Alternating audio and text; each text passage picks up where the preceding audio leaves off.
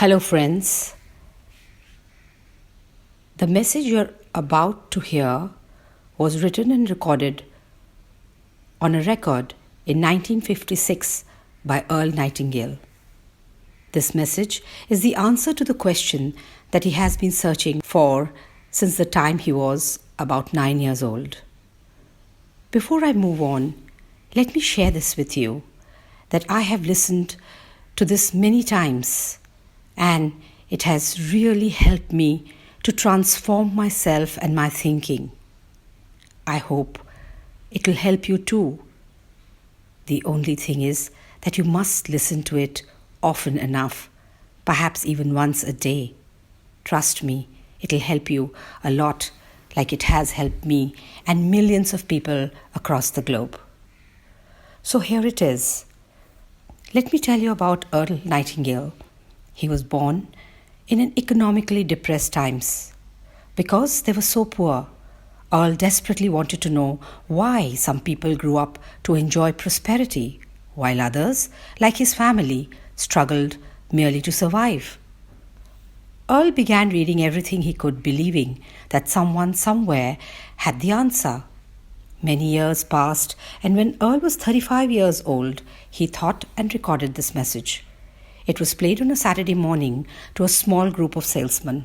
When Earl returned, he learned that his message has made such a positive impact on the salesmen, they wanted copies to share with their friends and families. Earl partnered with Columbia Records to create copies of the records to meet the many requests. Much to Earl's surprise, without any marketing or advertising, more than 1 million copies were sold and he received a gold label. Earl called the message The Strangest Secret, and this single recording was the seedling from which the entire personal development industry grew. He went from poverty to one of the most highly recognized voices in the history of United States and West Indies to South Africa. I hope you enjoy listening to this and learn and grow from it. I'd like to tell you about the strangest secret in the world.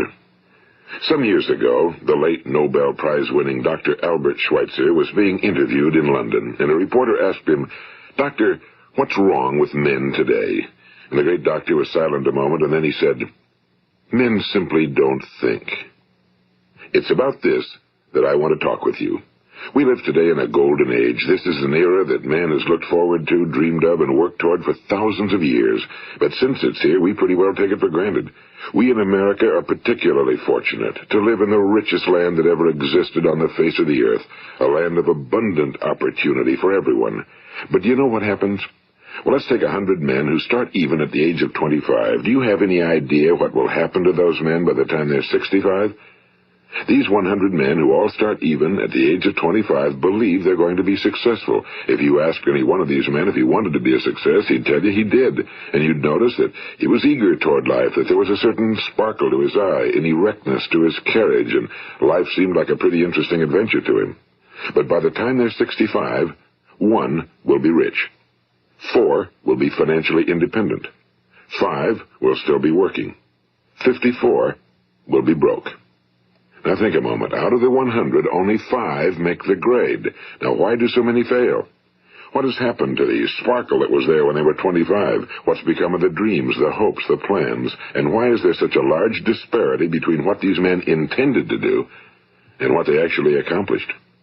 When we say about 5% achieve success, we have to define success. And here's the best definition I've ever been able to find. Success is the progressive realization of a worthy ideal. If a man is working toward a predetermined goal and knows where he's going, that man is a success. If he's not doing that, he's a failure.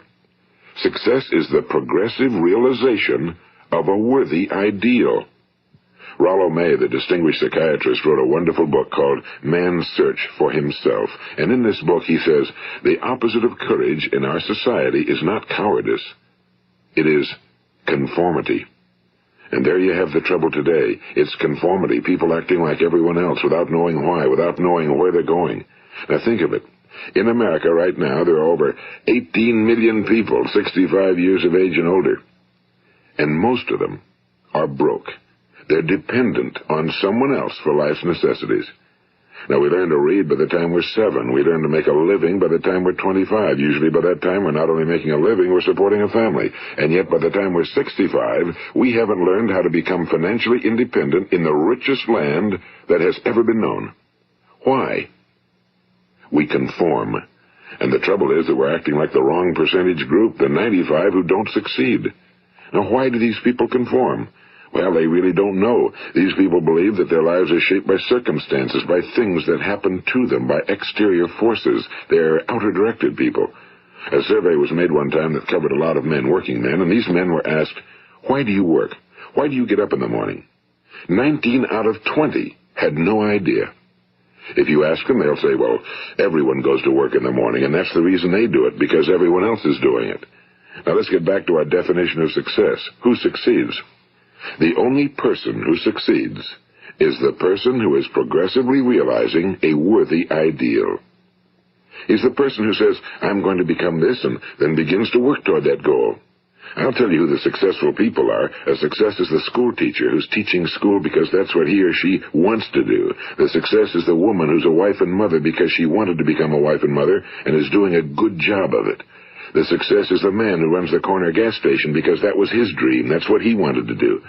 The success is the successful salesman who wants to become a top-notch salesman and grow and build with his organization. A success is anyone who is doing deliberately a predetermined job because that's what he decided to do deliberately. But only 1 out of 20 does that. That's why today there isn't really any competition unless we make it for ourselves. Instead of competing, all we have to do is create. You know, for 20 years, I looked for the key which would determine what would happen to a human being. Was there a key I wanted to know which would make the future a promise that we could foretell to a large extent? Was there a key that would guarantee a person's becoming successful if he only knew about it and knew how to use it? Well, there is such a key, and I've found it. Have you ever wondered why so many men work so hard and honestly without ever achieving anything in particular, and others don't seem to work hard and yet seem to get everything? They seem to have the magic touch. You've heard them say that about someone. Everything he touches turns to gold. And have you ever noticed that a man who becomes successful tends to continue to become successful? And on the other hand, have you noticed how a man who's a failure tends to continue to fail? Well, it's because of goals. Some of us have goals, some don't. People with goals succeed because they know where they're going. It's that simple. Think of a ship leaving a harbor, and think of it with the complete voyage mapped out and planned. The captain and crew know exactly where it's going and how long it'll take. It has a definite goal. Now, 9,999 times out of 10,000, it will get to where it started out to get. Now, let's take another ship, just like the first, only let's not put a crew on it or a captain at the helm. Let's give it no aiming point, no goal, no destination. We just start the engines and let it go. I think you'll agree with me that if it gets out of the harbor at all, it will either sink or wind up on some deserted beach, a derelict. It can't go anyplace because it has no destination and no guidance, and it's the same with a human being. Take the salesman, for example. There's no other person in the world today with the future of a good salesman. Selling is the world's highest paid profession, if we're good at it and if we know where we're going. Every company needs top-notch salesmen, and they reward those men. The sky's the limit for them. But how many can you find? Someone once said the human race is fixed, not to prevent the strong from winning, but to prevent the weak from losing. The American economy today can be likened to a convoy in time of war. The entire economy is slowed down to protect its weakest link, just as the convoy had to go at the speed that would permit its slowest vessel to remain in formation. That's why it's so easy to make a living today. It takes no particular brains or talent to make a living and support a family today. So we have a plateau of so-called security, if that's what a person's looking for. But we do have to decide how high above this plateau we want to aim. Now let's get back to the strangest secret in the world, the story that I wanted to tell you today. Why do men with goals succeed in life and men without them fail? Well, let me tell you something which, if you really understand it, will alter your life immediately. If you understand completely what I'm going to tell you from this moment on, your life will never be the same again. You will suddenly find that good luck just seems to be attracted to you. The things you want just seem to fall in line, and from now on you won't have the problems, the worries, the gnawing lump of anxiety that perhaps you've experienced before. Doubt, fear, well, they'll be things of the past. Here's the key to success and the key to failure. We become what we think about. Now let me say that again. We become what we think about. Throughout all history, the great wise men and teachers, philosophers and prophets have disagreed with one another on many different things. It's only on this one point that they are in complete and unanimous agreement. Listen to what Marcus Aurelius, the great Roman emperor, said. A man's life is what his thoughts make of it. Disraeli said this, everything comes if a man will only wait. I've brought myself by long meditation to the conviction that a human being with a settled purpose must accomplish it, and that nothing can resist a will that will stake even existence for its fulfillment. Ralph Waldo Emerson said this, a man is what he thinks about all day long. William James said, the greatest discovery of my generation is that human beings can alter their lives by altering their attitudes of mind. And he also said, we need only in cold blood act as if the thing in question were real, and it will become infallibly real by growing into such a connection with our life that it will become real. It will become so knit with habit and emotion that our interest in it will be those which characterize belief. And he also said, if you only care enough for a result, you will almost certainly attain it. If you wish to be rich, you will be rich. If you wish to be learned, you will be learned. If you wish to be good, you will be good. Only you must then really wish these things, and wish them exclusively, and not wish at the same time 100 other incompatible things just as strongly. In the Bible, you read in Mark 9:23, if thou canst believe, all things are possible to him that believeth. My old friend Dr. Norman Vincent Peale put it this way, this is one of the greatest laws in the universe. Fervently do I wish I had discovered it as a very young man. It dawned upon me much later in life, and I found it to be one of the greatest, if not my greatest discovery outside of my relationship to God. The great law, briefly and simply stated, is that if you think in negative terms, you will get negative results. If you think in positive terms, you will achieve positive results. That is the simple fact, he went on to say, which is at the basis of an astonishing law of prosperity and success. In 3 words, believe and succeed. William Shakespeare put it this way, our doubts are traitors and make us lose the good we oft might win by fearing to attempt. George Bernard Shaw said, people are always blaming their circumstances for what they are. I don't believe in circumstances. The people who get on in this world are the people who get up and look for the circumstances they want, and if they can't find them, make them. Well, it's pretty apparent, isn't it? And every person who discovered this for a while believed that he was the first one to work it out. We become what we think about. Now, it stands to reason that a person who's thinking about a concrete and worthwhile goal is going to reach it, because that's what he's thinking about, and we become what we think about. Conversely, the man who has no goal, who doesn't know where he's going, and whose thoughts must therefore be thoughts of confusion and anxiety and fear and worry, becomes what he thinks about. His life becomes one of frustration and fear and anxiety and worry. And if he thinks about nothing, he becomes nothing. Now, how does it work? Why do we become what we think about? Well, I'll tell you how it works as far as we know. Now, to do this, I want to tell you about a situation that parallels the human mind. Suppose a farmer has some land, and it's good fertile land. Now, the land gives the farmer a choice. He may plant in that land whatever he chooses. The land doesn't care. It's up to the farmer to make the decision. Now, remember, we're comparing the human mind with the land because the mind, like the land, doesn't care what you plant in it. It will return what you plant, but it doesn't care what you plant. Now let's say that the farmer has 2 seeds in his hand. One is a seed of corn. The other is nightshade, a deadly poison. He digs 2 little holes in the earth and he plants both seeds, one corn, the other nightshade. He covers up the holes, waters, and takes care of the land, and what will happen? Invariably the land will return what's planted. As it's written in the Bible, as ye sow, so shall ye reap. Now remember, the land doesn't care. It'll return poison in just as wonderful abundance as it will corn. So up come the 2 plants, one corn, one poison. Now, the human mind is far more fertile, far more incredible and mysterious than the land, but it works the same way. It doesn't care what we plant. Success, failure. A concrete, worthwhile goal, or confusion. Misunderstanding, fear, anxiety, and so on. But what we plant, it must return to us. You see, the human mind is the last great unexplored continent on Earth. It contains riches beyond our wildest dreams. It will return anything We want to plant. Now, you might say, well, if that's true, why don't people use their minds more? Well, I think they figured out an answer to that one, too. Our mind comes as standard equipment at birth. It's free, and things that are given to us for nothing we place little value on. Things that we pay money for, we value. The paradox is that exactly the reverse is true.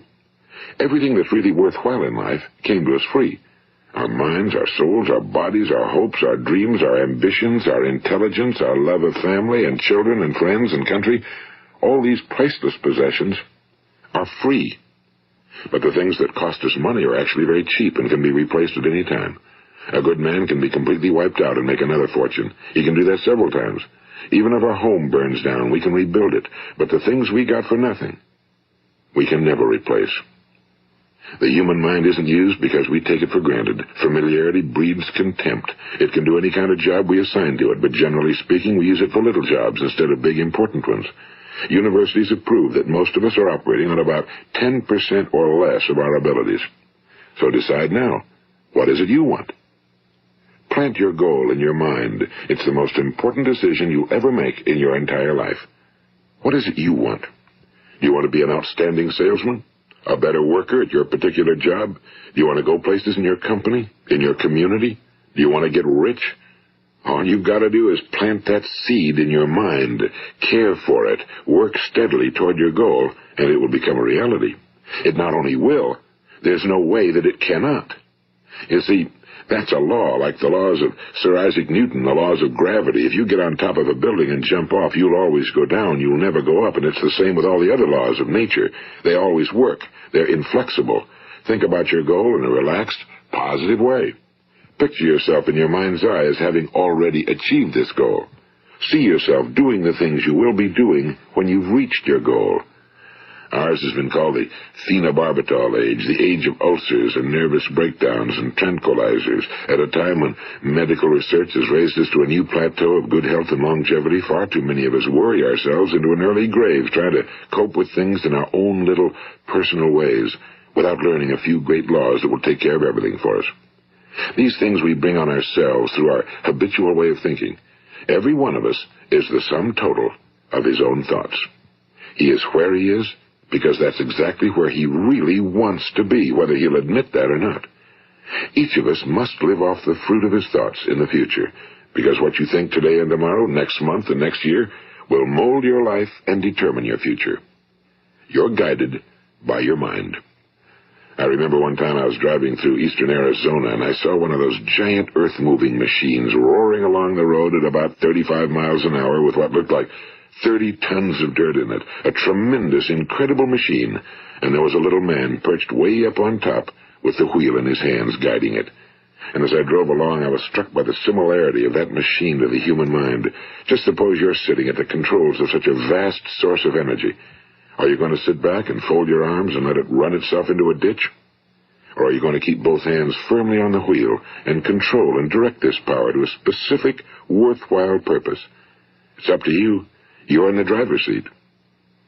You see, the very law that gives us success is a two-edged sword. We must control our thinking. The same rule that can lead a man to a life of success, wealth, happiness, and all the things he ever dreamed of for himself and his family. That very same law can lead him into the gutter. It's all in how he uses it, for good or for bad. This is the strangest secret in the world.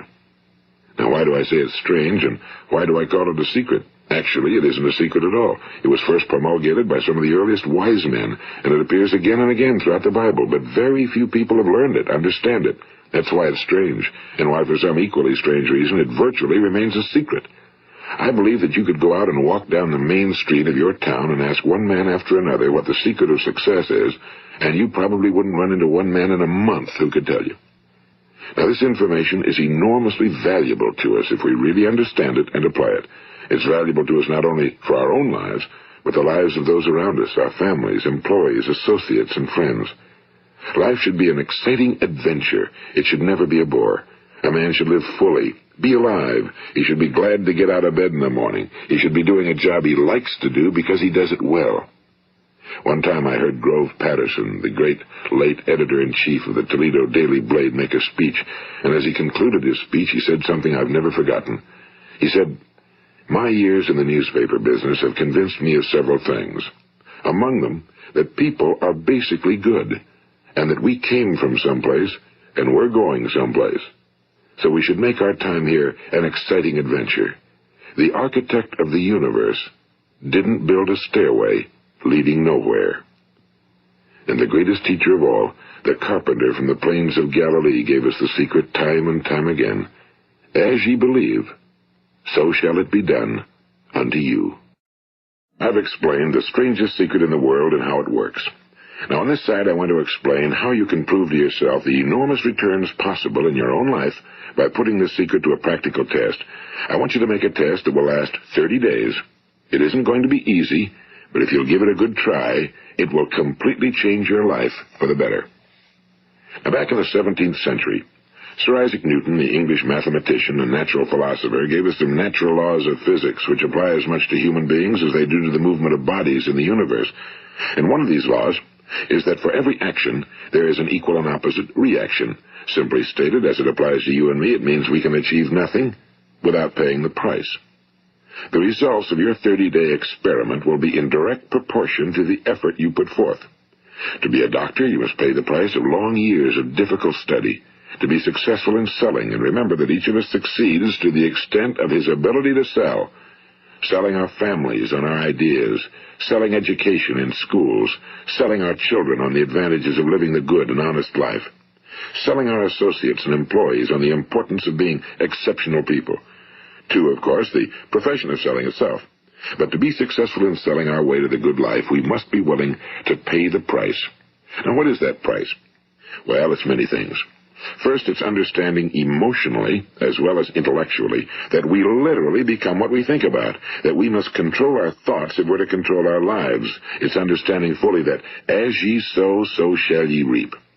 Second, it's cutting away all fetters from the mind and permitting it to soar as it was divinely designed to do. It's the realization that your limitations are self-imposed and that the opportunities for you today are enormous beyond belief. It's rising above narrow-minded pettiness and prejudice. And third, it's using all your courage to force yourself to think positively on your own problem, to set a definite and clearly defined goal for yourself, to let your marvelous mind think about your goal from all possible angles, to let your imagination speculate freely upon many different possible solutions, to refuse to believe that there are any circumstances sufficiently strong to defeat you in the accomplishment of your purpose, to act promptly and decisively when your course is clear, and to keep constantly aware of the fact that you are at this moment standing in the middle of your own acres of diamonds, as Russell Conwell used to point out. And fourth, save at least 10% of every dollar you earn. It's also remembering that no matter what your present job, it has enormous possibilities if you're willing to pay the price.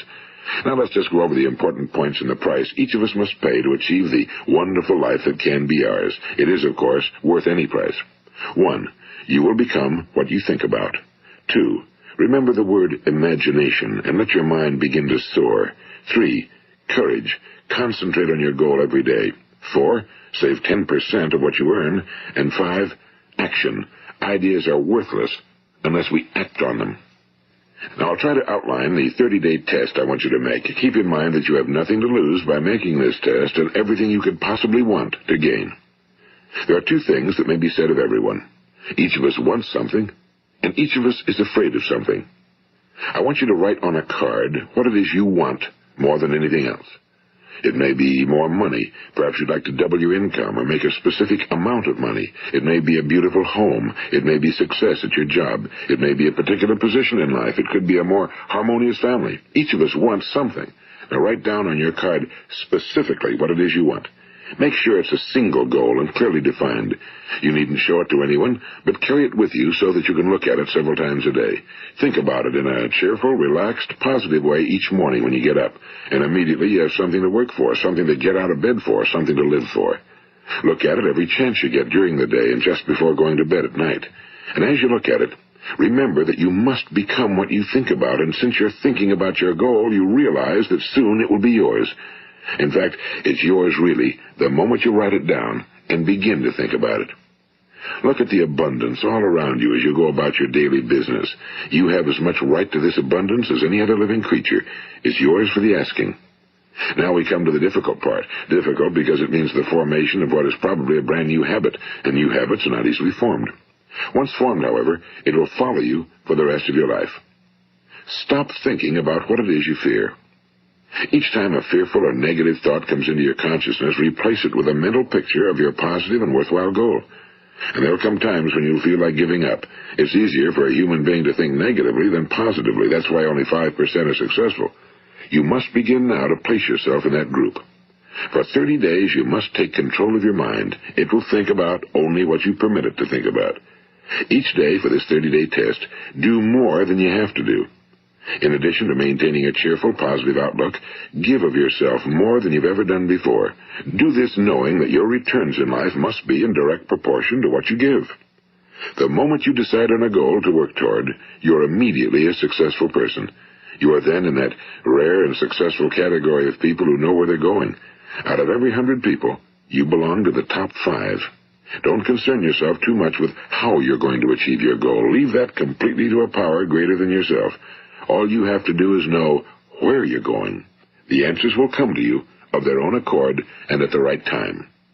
Remember these words from the Sermon on the Mount, and remember them well. Keep them constantly before you this month of your test. Ask, and it shall be given you. Seek, and ye shall find. Knock, and it shall be opened unto you. For every one that asketh receiveth, and he that seeketh findeth, and to him that knocketh it shall be opened. It's as marvelous and as simple as that. In fact, it's so simple that in our seemingly complicated world, it's difficult for an adult to understand that all he needs is a purpose and faith.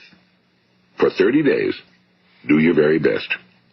If you're a salesman, go at it as you've never done before, not in a hectic fashion, but with the calm, cheerful assurance that time well spent will give you the abundance in return you deserve and want.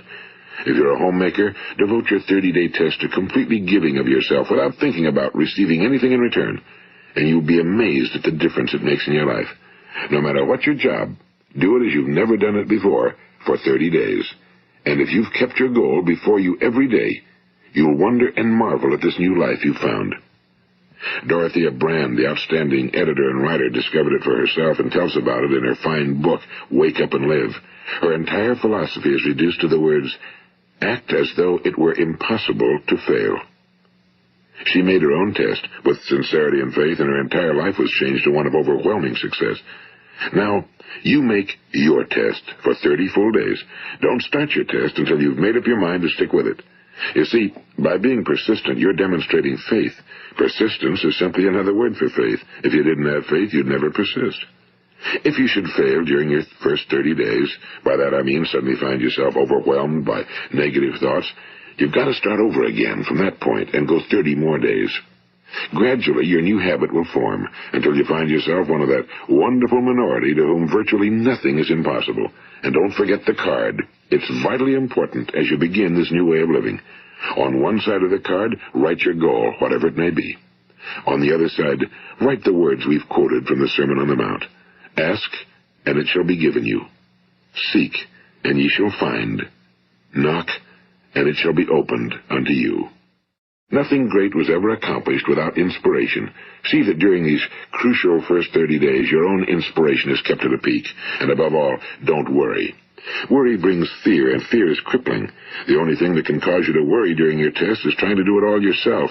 Know that all you have to do is hold your goal before you. Everything else will take care of itself. Remember also to keep calm and cheerful. Don't let petty things annoy you and get you off course. Now, since making this test is difficult, some will say, why should I bother? Well, look at the alternative.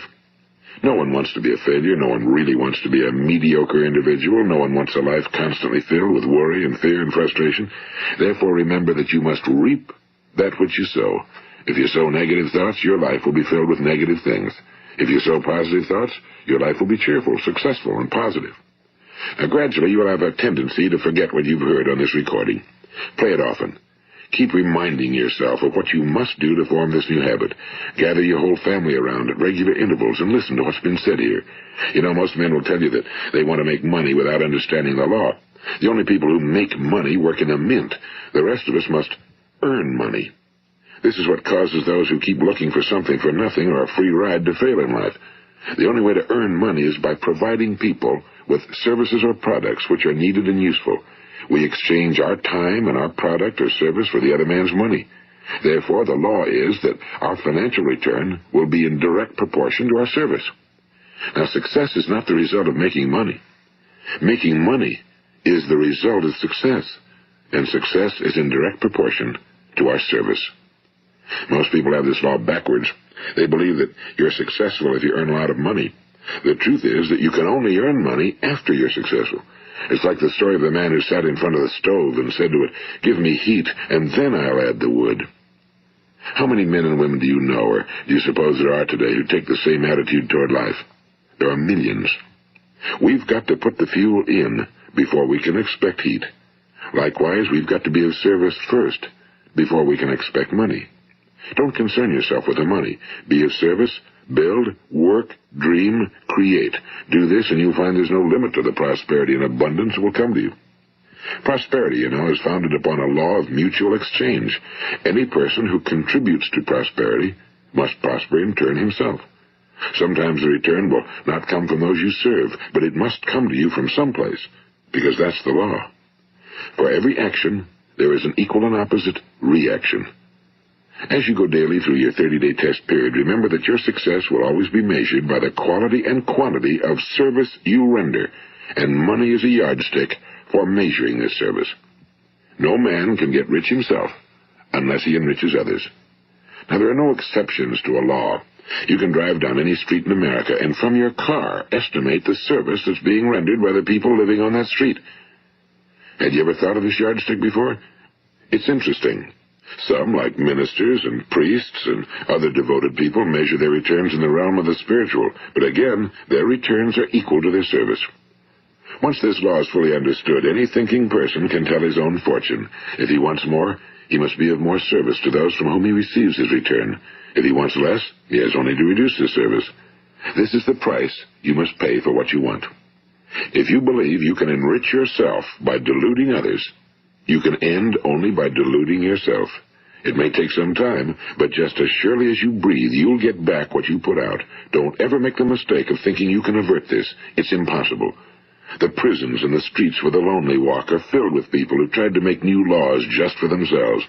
We may avoid the laws of man for a while, but there are greater laws that cannot be broken. An outstanding medical doctor recently pointed out 6 steps that will help you realize success. 1. Set yourself a definite goal. 2. Quit running yourself down. 3. Stop thinking of all the reasons why you cannot be successful and instead think of all the reasons why you can. 4. Trace your attitudes back through your childhood and try to discover where you first got the idea you couldn't be successful, if that's the way you've been thinking. 5. Change the image you have of yourself by writing out a description of the person you would like to be. And 6. Act the part of the successful person you have decided to become. The doctor who wrote those words is a noted West Coast psychiatrist, Dr. David Harold Fink. Do what the experts since the dawn of recorded history have told you must do. Pay the price by becoming the person you want to become. It's not nearly as difficult as living unsuccessfully. Make your 30-day test, then repeat it again, and each time it will become more a part of you until you'll wonder how you could ever have lived any other way. Live this new way, and the floodgates of abundance will open and pour over you more riches than you may have dreamed existed. Money? Yes, lots of it. But what's more important, you'll have peace. You'll be in that wonderful minority who lead calm, cheerful, successful lives. Start today. You have nothing to lose, but you have a whole life to win. This is Earl Nightingale, and thank you.